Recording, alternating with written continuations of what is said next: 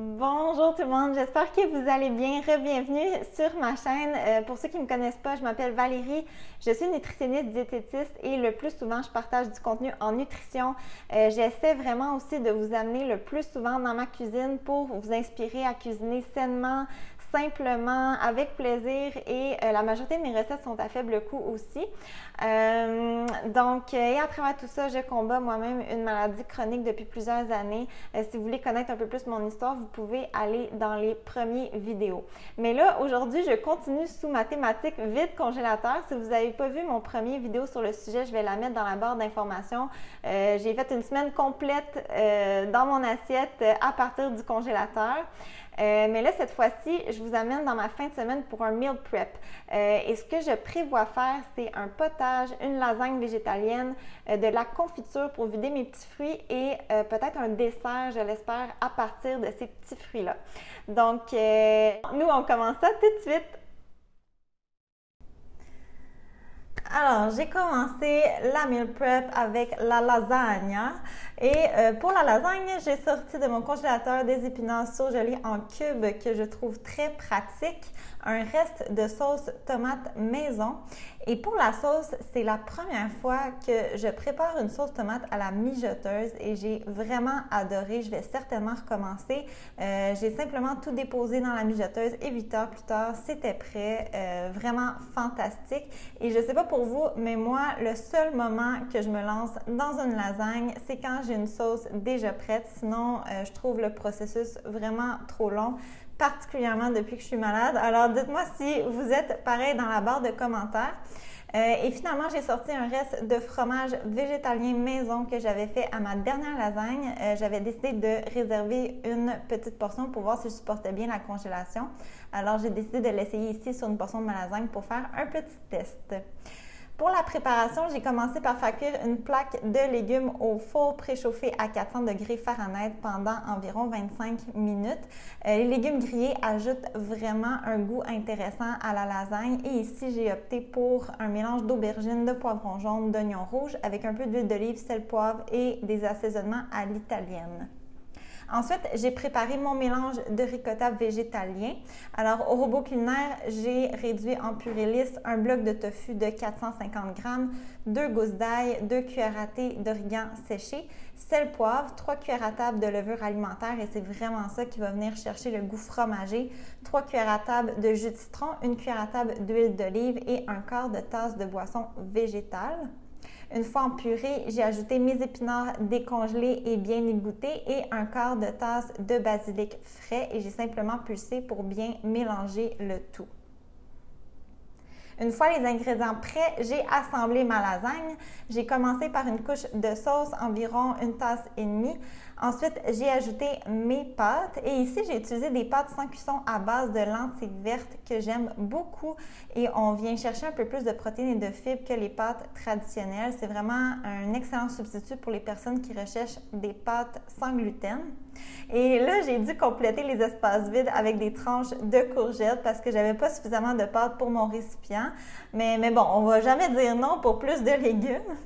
Et ensuite, j'ai ajouté la moitié de ma préparation de ricotta et la moitié des légumes rôtis. Et j'ai décidé aussi d'ajouter quelques olives qui me restaient, mais c'est totalement optionnel.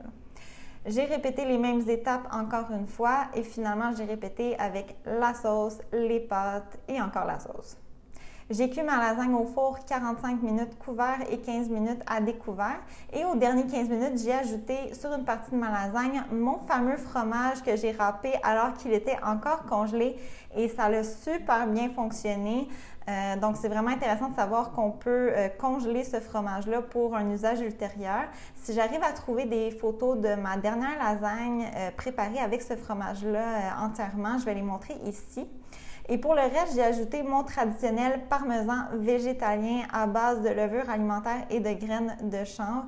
Et vraiment, là, les deux options sont super bonnes, mais c'est certain que visuellement, on se rapproche plus de la lasagne traditionnelle avec l'option de fromage fondu. À la sortie du four, j'ai laissé refroidir et j'ai tout simplement garni d'herbes fraîches avec du basilic et du persil et c'était délicieux. Maintenant, pour la prochaine recette, j'ai sorti de mon congélateur des pieds de brocoli que j'ai accumulés depuis quelques semaines maintenant et du bouillon de légumes maison. Puis avec tout ça, je vais faire un potage de brocoli fromagé. Je vais vous inscrire la recette sur laquelle je me suis basée, mais j'ai apporté quand même plusieurs modifications selon les ingrédients que j'avais à la maison, puis aussi pour me simplifier la tâche. Donc, pour compléter les éléments de mon congélateur, je vais avoir besoin aussi de l'oignon, de l'ail, du céleri. La recette demandait des pommes de terre, j'ai changé ça pour des carottes. Vous pourriez aussi, là, si vous voulez un potage plus complet, ajouter une conserve d'haricots blancs ou même du tofu soyeux. Vous allez voir, là, vous allez avoir une belle texture lisse avec en prime des protéines en plus. Et pour le goût fromagé, ici, j'ai de la levure alimentaire du miso, qui est une pâte de soya fermentée que j'adore, qui va saler votre potage, mais aussi la combinaison levure et miso donne un goût de fromage fort qui est vraiment intéressant. Et j'ai du citron également et du piment de Cayenne, pardon. La recette faisait aussi une sauce fromagée à mettre en garniture. C'est sûr que ça fait très, très joli, mais c'était essentiellement les ingrédients du potage. Donc, moi, j'ai simplement augmenté les quantités pour mon potage. Vous allez comprendre, là, si vous me suivez depuis quelques temps, que ma cuisine est plutôt pratico-pratique, particulièrement depuis que je suis malade, là, mais libre à vous là, de faire la garniture si vous souhaitez. Je vais vous inscrire les ingrédients que j'ai choisis et aussi la recette de base là, sur laquelle je me suis inspirée. Donc, vous pourrez choisir ce qui vous tente le plus. Et là, je vais tout simplement faire sauter mes légumes et une fois que ça va être ajouter mon bouillon, une fois que ça va être bien cuit, je vais ajouter les éléments de ma sauce. Ensuite, je vais passer le tout au mélangeur, puis je vais rectifier l'assaisonnement à la fin et je vous montre tout ça une fois que c'est terminé. Et voilà ce que ça donne une fois terminé. Moi, j'aime bien la consistance là, comme ça, mais c'est sûr que vous pouvez ajuster la quantité de liquide selon votre préférence. Puis, en bout de ligne, j'ai employé 4 cuillères à table de levure, 2 cuillères à thé de miso et 1 cuillère à table de jus de citron pour ma petite sauce fromagée. Puis, le goût il est juste parfait pour moi. Mais c'est sûr que si vous aimez un goût un peu moins prononcé, vous pouvez toujours commencer par utiliser une moins grande quantité de ces ingrédients-là. Puis, rien ne vous empêche d'en ajouter par la suite. Donc, voilà un potage vraiment vite préparé, très simple, un peu différent, puis surtout qui utilise vos pieds de brocoli. OK, on va poursuivre mon meal prep vide congélateur avec ma confiture qui va utiliser vraiment là, mes restes de fruits congelés. Et là, j'utilise pas n'importe quel fruit, j'utilise vraiment des joyaux de la nature. C'est un mélange là, de sureau, de cassis et d'aronia. Et ces fruits-là, c'est vraiment parmi les fruits les plus riches en antioxydants. C'est vraiment un délice et en plus, ça provient du jardin de mes parents. Là, et c'est des fruits pas si faciles que ça à cultiver. Là. Ils mettent vraiment beaucoup, beaucoup d'efforts là-dedans. Donc, je me sens tellement choyée d'avoir accès à ces fruits-là. Mais évidemment, là, vous pouvez employer n'importe quel fruit pour faire votre confiture. Donc, c'est une recette que je fais vraiment depuis plusieurs années. Je la fais toujours comme ça. C'est tellement facile et ça demande très peu d'ingrédients. Donc, c'est simplement 3 tasses de fruits congelés, 3 cuillères à table du sucre de votre choix et 2 cuillères à table de graines de chia qui va venir épaissir là, votre confiture. Donc, c'est sûr qu'il y aurait plein d'autres façons d'utiliser ces beaux petits fruits-là, mais la confiture, c'est probablement la façon la plus simple. Puis ensuite, je vais pouvoir l'utiliser dans des desserts, sur des crêpes, sur des rôtis, vraiment là, de plusieurs façons par la suite. Donc, je trouve ça vraiment pratique à avoir, puis ça va vraiment me permettre de toutes les terminer. OK, pour la préparation, j'ai amené à ébullition mes fruits et mon sucre et j'ai laissé cuire environ 5 minutes. Et ensuite, j'ai écrasé un peu là, à la fourchette mes fruits là, grossièrement. Et là, c'est le temps d'ajouter mes graines de chia. Là, évidemment, j'ai des quantités plus grandes que ce que j'ai indiqué là, en introduction. C'est la première fois que je fais une aussi grande quantité. On va voir ce que ça va donner. Et là, je vais bien mélanger ça, puis je vais laisser cuire environ 15 minutes. Et là, faites pas la même erreur que je fais souvent. Considérez que les graines de chèvre vont, lors du refroidissement, continuer à épaissir votre confiture. Donc, essayez d'arrêter votre confiture un peu avant la consistance désirée. Donc, voilà, je vous montre ça une fois terminé. Et voilà, une fois terminé. Donc, j'ai finalement ajouté un 10 minutes de cuisson parce que j'avais vraiment plus de fruits qu'à l'habitude. Et je vais peut-être regretter parce que ça continue vraiment là, à épaissir au refroidissement. On dirait que j'apprends jamais à chaque fois. Mais je dois dire que j'aime vraiment les confitures plus épaisses que la normale.